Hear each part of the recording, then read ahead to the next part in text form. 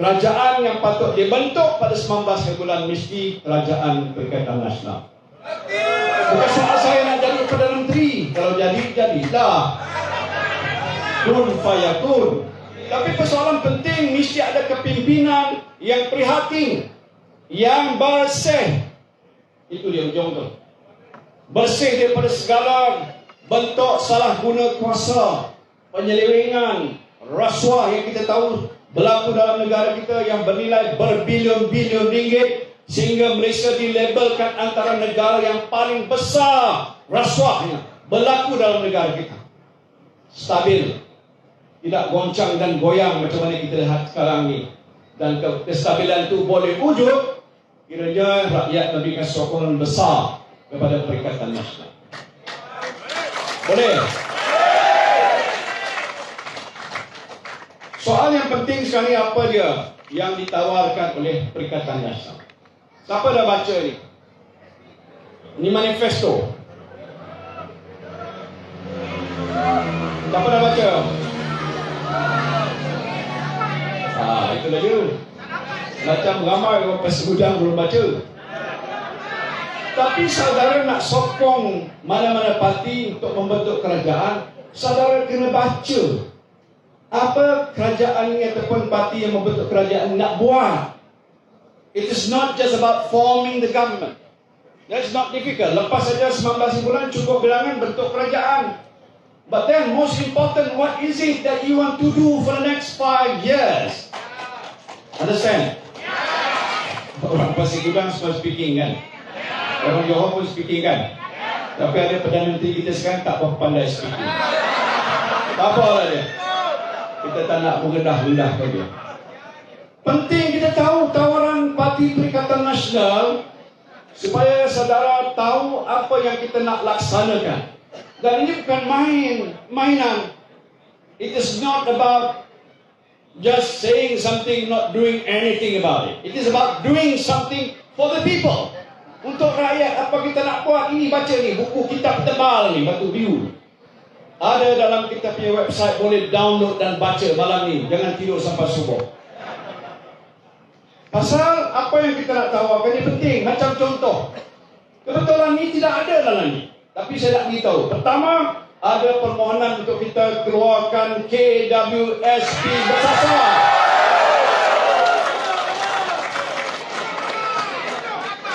KWSP saya dah keluarkan dulu, betul tak?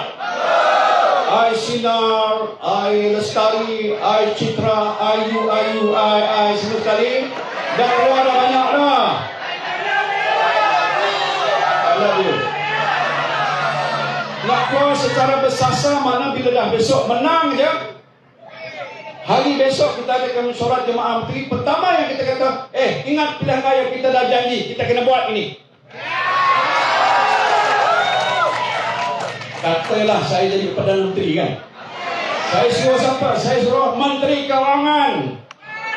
Malang sungguh Menteri Kewangan kita yang saya lantik dulu dah pergi ke sana. Tak apa, saya tak kecilkan dia. Besok dia insaf dan sedar. Dia fikir BN boleh menang. BN akan kalah teruk. Itu pertama. Kedua, kola untuk penjawat awam. Naikkan RM100 lagi, tak pernah naik. Dah lama dah. Berapa juta penjawat awam yang mana dapat kola? Sebahagian besar mereka mungkin dapat kola. Tak naik dah bertahun-tahun. Kita timbangkan, kita buat keputusan ini, naikkan RM100. Alah, ada orang kata, alah RM100. Yalah, kalau tak bagi langsung, mula-mula 100, besok dah banyak. Hasil negara meningkat, mana dah tahu PN naik, semua saham naik dan semua syarikat untung, kita ambil cukai banyak-banyak. Jadi kita boleh bagi pola yang meningkat. Bantuan untuk orang miskin bertambah, bantuan kebajikan pun bertambah, bantuan nelayan pun bertambah. Kita akan tubuhkan apa yang disebutkan My Prihatin, iaitu sebuah agensi sehenti dan pengkalan data tunggal untuk mengurus penyaluran bantuan pada rakyat yang memerlukan. Yang saya sebut awal tadi yang kata ramai miskin. Kita nak wujudkan satu sistem pengkalan. Maknanya kalaulah di Pasir Gudang ke, ataupun Iskandar Puteri ke, ataupun di kawasan lain di Kulai dan Kulai ke, ada orang miskin dan memang ada orang miskin, dan ramai pula terjatuh dalam kumpulan miskin dalam tempoh beberapa tahun ke hadapan. Sistem ini akan kesan mereka dalam tempoh yang dekat, mungkin cepat, tak sampai sebulan, mereka akan dapat diberikan bantuan. Dan orang yang berhadapan dengan masalah hidup yang lain tak boleh tunggu walau sehari pun. Betul tak? Sokong tak? Kemudian saya nak bagi moratorium kepada perusahaan kecil dan sederhana. Moratorium. Moratorium apa makna? Yang soak-soak tu tahu kata moratorium. Masa COVID dulu, ramai pengusaha-pengusaha, penyaga-penyaga, usahawan dan sebagainya, China, India semua sekali datang minta supaya bank jangan ambil duit yang kita bayar secara angsuran pinjaman. Macam contoh pinjam rumah, siapa sini yang dah pinjam duit daripada bank pinjam rumah? Cuba angkat tangan. Apa dia? Ini kena-kena dengan awak ni. Pinjam apa? Finance company, halang tak masuk. Finance company untuk membayar kereta. Tiap-tiap bulan kan kita kena bayar kan? Kalau tak bayar orang kerja, kita ada tarik kereta. Tapi moratorium ni untuk diberikan sekali lagi. Saya akan minta bank negara beritahu kepada bank-bank yang ada dalam negara kita macam dibuat dulu, supaya bagi lagi satu tempoh 6 bulan.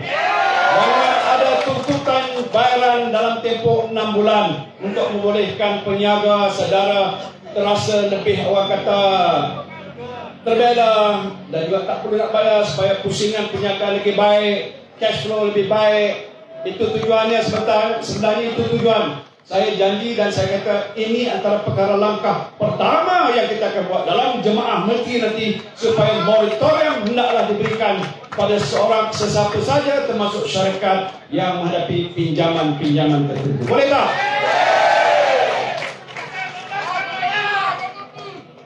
Saya sebutkan sini juga mencipta 1 juta peluang pekerjaan dalam sektor berpendapatan tinggi, bukan sektor biasa. Kalau anak-anak kita keluar universiti, dia harap ada kerja yang sesuai, bukan kerja dengan gaji RM2,000 dan sebagainya. Kalau boleh 3, 4, 5 ribu. Ini boleh kita lakukan kalau kita dapat menarik pelabur-pelabur yang berteknologi tinggi, yang memerlukan engineer, macam-macam lagi, dan mereka ini mungkin akan diberikan gaji yang lebih lumayan daripada apa yang bisa. 1 juta peluang pekerjaan. Saudara mungkin kata, boleh ke Tan Sri buat? Boleh. Waktu zaman PKP saya mewujudkan 530,000 peluang pekerjaan dalam tempoh kurang 2 tahun. Ini untuk tempoh 5 tahun.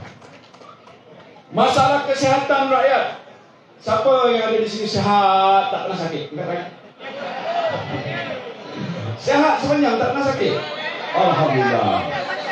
Tapi pastinya kita ni ada waktu tertentu kita terganggu kesihatan kita. Saya kena kanser. Alhamdulillah, dah 4 tahun doktor buat itu scan saya, dia kata you are free of cancer. Alhamdulillah. Dan ramai di kita ni ada darah tinggi, darah rendah, ada macam-macam ni, kencing manis, kencing tak manis, macam-macam masalah. Jadi semua orang memerlukan rawatan kesihatan. Saya janji kalau Kerajaan Perikatan Nasional menang, kita akan mewujudkan kad prihatin nasional untuk memberikan akses perkhidmatan kesihatan terpilih secara percuma di klinik swasta dan juga di hospital kerajaan. Banyak duit tu, oi. Tak apa, kalian macam mana saya nak buat, saya tak payah cerita tuan-tuan.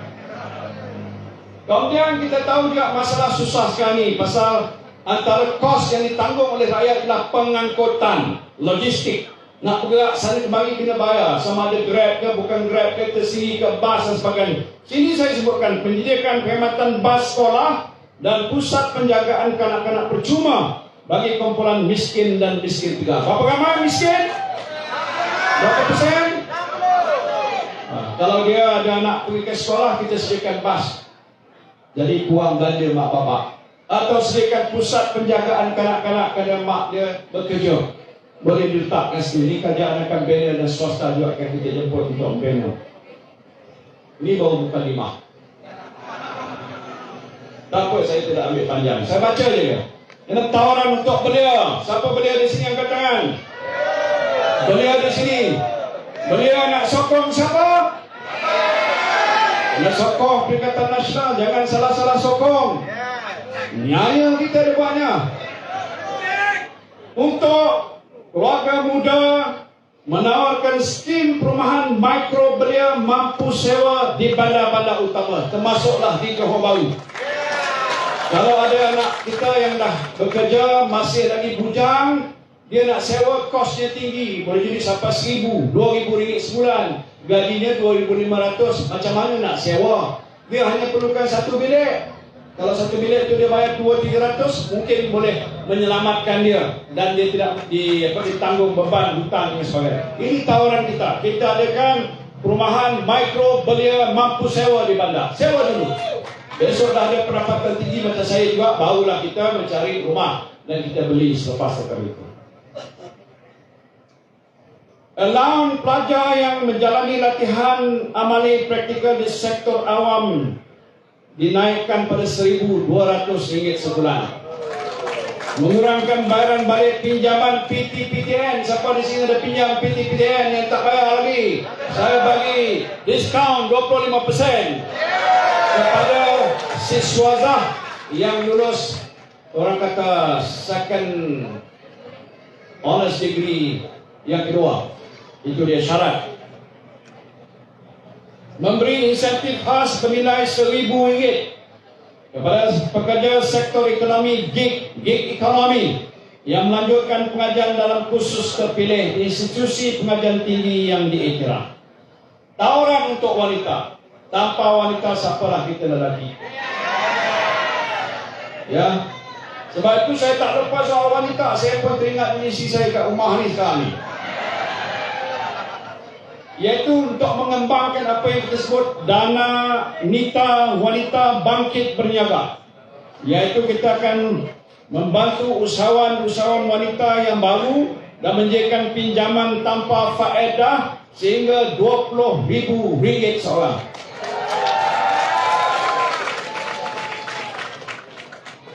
Melaksanakan sistem sokongan bagi wanita bekerja dan kembali bekerja, termasuk peruntukan khas penjagaan ibu bapa dan kemudahan taska di tempat kerja. Melaksanakan intervensi yang agresif untuk memastikan sasaran sekurang-kurangnya 30% penyertaan wanita dalam jawatan utama di sektor awam dan swasta. Dah jadi dasar kerajaan. Wanita mesti menguasai setidak-tidaknya 30%, baik di sektor perkhidmatan awam ataupun di swasta. Sekarang ini belum tercapai.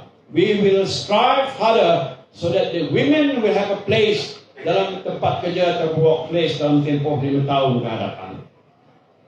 Meningkatkan kadar pelepasan cukai tambahan sebanyak RM1,000 bagi semua wanita yang bekerja. Kita potong cukai dia sebanyak RM1,000. Jadi pemerintah dia akan bayar kurang untuk tempoh yang akan datang.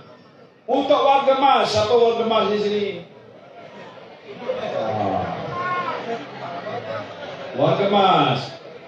Kalau ada warga mas di sini nak tahu, saya sebutkan kita akan tubuhkan jabatan warga mas. Dulu tak ada jabatan, diletakkan di bawah Jabatan Kebajikan Masyarakat. Sekarang ni kenapa? Negara kita dah jadi negara menua. Bukan petua, menua menjadi lebih tua, aging population. Saya dah 75, saya pun masuk dalam kategori warga emas.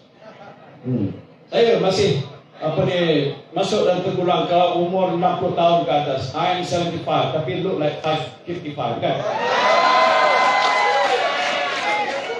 Ini kita akan tubuhkan jabatan warga emas untuk kita menyediakan perkhidmatan dan program kebajikan yang lebih banyak untuk membantu warga emas menjalankan kehidupan mereka yang lebih sejahtera. Kita juga akan memperkenalkan skim lawatan doktor ke rumah bagi memudahkan penjagaan kesihatan warga emas. Kita tak payah keluar pergi hospital, doktor akan datang ke rumah untuk cek mereka masalah kesihatan mereka. Tawaran untuk orang kelainan upaya OKU mewajibkan fasiliti mesra OKU di semua bangunan awam dan premis swasta. Dah dimula, tapi belum banyak yang buat begitu. Mesti ada kemudahan, lalu kursi roda, ada palang tepi untuk orang yang berpau tak jatuh. Ya, ini penting dan ini kita akan pastikan dilaksanakan secara lebih meluas untuk tempoh 5 tahun ke atas. Memberi bantuan alat sokongan OKU secara percuma kepada pelajar di IPT daripada keluarga yang kurang berkemampuan. Tawaran untuk Bumi Putra pun ada. Ini saya sebutkan ini menyelaras semua program pembangunan Bumi Putra di kementerian dan agensi untuk memastikan pegangan equity Bumi Putra dapat ditingkatkan ke tahap 30%. Saudara tahu dulu ada dasar ekonomi baru. Itu dasar intervention yang dibuat oleh kerajaan dahulu supaya tahap penguasaan ekonomi negara ini sekurang-kurangnya 3% di dalam tangan Bumi Putra. Tidak tercapai sekarang. Lepas DEB tamat, disambung dengan dasar pembangunan negara, kadar pegangan equity makin hari makin merosot. Mungkin sekarang ini tak sampai 15%. Bagaimana usaha dibuat supaya penguasaan ekonomi Bumi Putra ini dapat ditambahkan baik dari segi kegiatan perniagaan, peningkatan acquisition, equity dan sebagainya. Ini penting untuk menjamin masa depan Bumi Putra di negara kita. Mewujudkan pusat sehenti untuk menambah usahawan Bumi Putra, mencuburi bidang perniagaan, meningkatkan pelibatan usahawan Bumi Putra yang berpotensi dalam sektor pengeluaran hasil pertanian melalui insentif khas dana agropreneur Bumi Putra sebanyak RM1 bilion bagi tempoh 5 tahun yang akan datang. Ini sebahagian saja. Kalau saya pergi ke rancangan Tanah Felda, saya juga beritahu waktu zaman saya mentadbirkan negara, kita hapuskan hutang Felda. Hutang penduduk Felda RM8.3 bilion kita hapuskan. UMNO sejak berpuluh-puluh tahun tak langsung menghapuskan. Saya hanya tak kurang daripada 2 tahun kita telah menghapuskan hutang penduduk Felda. Jadi penduduk Felda hari ini lebih kurang sedikit saja hutang mereka yang berbaki. Itu satu tindakan yang saya buat untuk menyelamatkan ladang-ladang milik penduduk Felda. FGV yang telah disedaikan tetapi dah jatuh saham, kita peruntukkan sejumlah RM9.9 bilion. Tuan duduk kat Pasir Gudang boleh tahu. Ada Felda. Tak jauh di sini ada Felda. Ini sebahagian, saudara. Dalam kitab ini ataupun buku ini banyak lagi. Kalau soal nelayan, petani, pekebun kecil, macam pekebun kecil getah. Sekarang ni mereka komplain dengan saya, dia kata harga getah dah jatuh ke paras RM2 sekilo lebih kurang lah. Najib punya pasal. Untuk kehadapan ini saya kata kita akan, bila saja kita menerajui negara kita kaji ini, supaya ceiling ataupun lantai itu kita naikkan seboleh mungkin lebih tinggi daripada apa yang ada sekarang, supaya pendapatan para pekebun kecil getah tidak akan merosot pada satu paras yang paling rendah dan menyebabkan mereka berada dalam kedudukan yang miskin, papa dan susah dan sebagainya. Ini sebahagian saja. Ya, kalau saya nak sebut banyak sekali, saya tak kira boleh saya sebut satu persatu. Ini menunjukkan keseriusan Perikatan Nasional untuk membantu menyelesaikan banyak masalah negara. Yang saya sebut ini hanya mungkin tak sampai 10% daripada masalah kita. Banyak lagi masalah yang kita hadapi. Dan saya nak beritahu tahun hadapan, banyak pakar-pakar ekonomi dan Bank Dunia berkata tahun hadapan tahun yang lebih teruk kerana global recession, iaitu recession di peringkat global akan berlaku, di mana banyak negara dunia akan hadapi masalah tekanan ekonomi, kemerosotan ekonomi, kemerosotan perniagaan dan pelbagai-bagai lagi. Dan Malaysia tak terkecuali menghadapi masalah yang sama. Persoalan yang penting, bagaimana kerajaan yang ada nanti nak menguruskan masalah itu sekarang sebelum kemerosotan itu akan datang pada tahun hadapan.